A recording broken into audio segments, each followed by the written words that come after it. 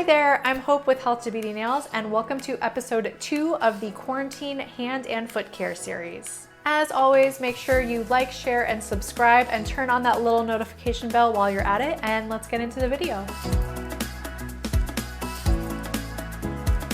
So last week we talked all about how to care for the bottoms of our feet and our callus, and today we're going to talk all about the toes and toenails. So the main thing that I really wanted to address today is how to trim our toenails properly.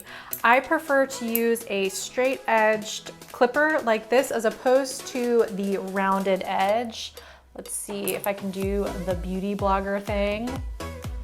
So you can see the difference here. The reason why I prefer a straight edge is because you're gonna have less likelihood of digging into the corner of your toenail and creating a weird shape or potentially causing a little spike of the corner that will maybe grow out a little funky. So this way I know I can get from edge to edge, and I'll show you how I trim my edges properly with this. Welcome to my toes. Thought I would just give you a nice little close-up of my little feeties. What I would encourage you to do is you wanna make sure that you're getting all the way from edge to edge.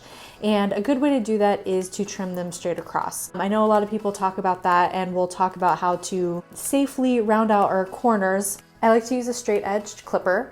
This is not my favorite one. I will link my favorite one down below. It's by a brand called Mihaz, and you can get them on Amazon. They're a little more heavy duty than this guy is. So you wanna make sure that your clippers are super duper sharp, because that will make them actually cut better and be safer in the long run for you. So what I like to do is I start with a corner, and I actually start, if you can see, with making sure that my edge is fully within the blade rather than starting off to the side. I guess when you're starting off, that's fine, but I like to do my corners and make sure that that full nail is getting into my blade there. So I'm gonna start with my corner, and I just trim, and then I'm gonna go across here. And this is where it gets a little hairy. What I see a lot of people do is they'll kind of get all the way to the edge here, but they're not, see how I didn't get all the way to my edge?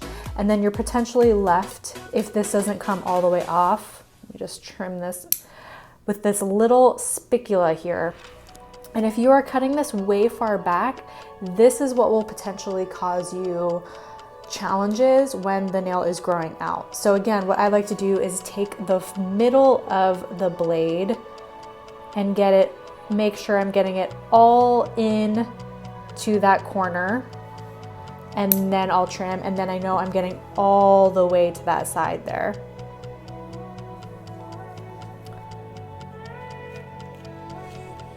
And then same thing, corner, and I'm going across, making sure, again, I can pull that skin back if I need to make sure I'm getting that corner. And I like to leave a little bit of white, which is the free edge part, because when you cut all the way down, you cut all of that white off, you're essentially cutting down past what is called the hyponychium, which is where the nail attaches to the nail bed.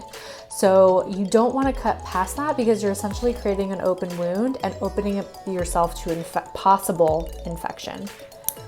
So again, going across, getting that corner right in the middle of the blade, and we'll just continue on here. The baby toes are typically a little easier to get to edge to edge. Boom, and there you go. If you're feeling fancy, you can use just a normal nail file like this, and especially I like to do this for my corners.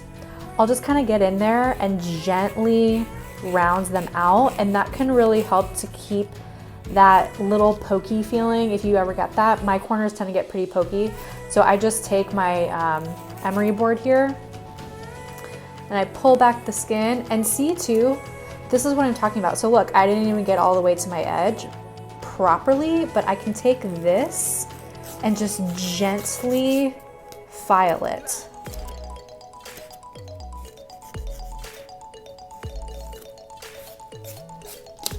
And then everything's nice and rounded and smooth, and there you go. And this guy tends to get a little pokey on me as well. If trimming your toenails is a little challenging, I would just encourage you to go see a professional. Most nail professionals can just do a plain old nail trimming for you. I do them for a lot of folks, you know, particularly elderly or people who have a little bit more limited mobility, and I am happy to ensure that I am cutting their toenails properly so that they're going to be very comfortable as they grow out and not cause any challenges. You don't want to get your toenails too long because they will potentially start to bump up against your shoe, and that impact will go back into the matrix and could potentially cause damage over time. If you also want to get them a little bit shorter than you were able to with your clippers, you can just go ahead, give them a little file. The main thing that I just like to use this for is those corners. And there you have it, nice and short, ready to go. So the next thing that's super important is to make sure that you're keeping in between your toes super dry. So after a shower, I know this is like mom telling you to do a really annoying thing, but take your towel and dry in between your toes. That area can get really tight, and so it's very easy for moisture to get trapped in there or fungus to start developing in there. I like to do what's called flossing, where I fold my towel over and I just kind of get in between the toes, just like this. Or I'll kind of take my two little claw fingers like this, grab my towel like a little puppet, and then I'll just kind of go in between each area and just get the moisture out that way. That is a great trick just to ensure that everything is nice and dry. There's not gonna get anything weird and funky in there and really prevent the peeling. Another thing that you can try if you get moisture trapped in between your toes is to just try a foot powder. You can either get some in your fingers and kind of just like get it in there, or I just like to take a little bit and kind of just sprinkle it on in between my toes and kind of like get it in there. Keeps everything nice and dry. Especially if you have sweaty feet, a foot powder is a really good way to go. I even like to sprinkle this into my shoes every once in a while just to give them a little bit of a refresh. And lastly, you definitely want to use a nail oil to keep everything nice and hydrated. When the nails get brittle, they're more likely to split, crack, do funky things that can really cause some sensitivity or damage to the nail. So keeping everything nice and soft and supple will help to prevent that from happening. So those are all my tips for keeping our toes and our toenails nice and happy and healthy. Let me know if I haven't addressed something in the last video or this video in regards to the feet. I would love to have a conversation in the comments with you about that. Make sure you tune in next week where we'll talk all about the fingernails. And thanks again for tuning in, and I will see you next time.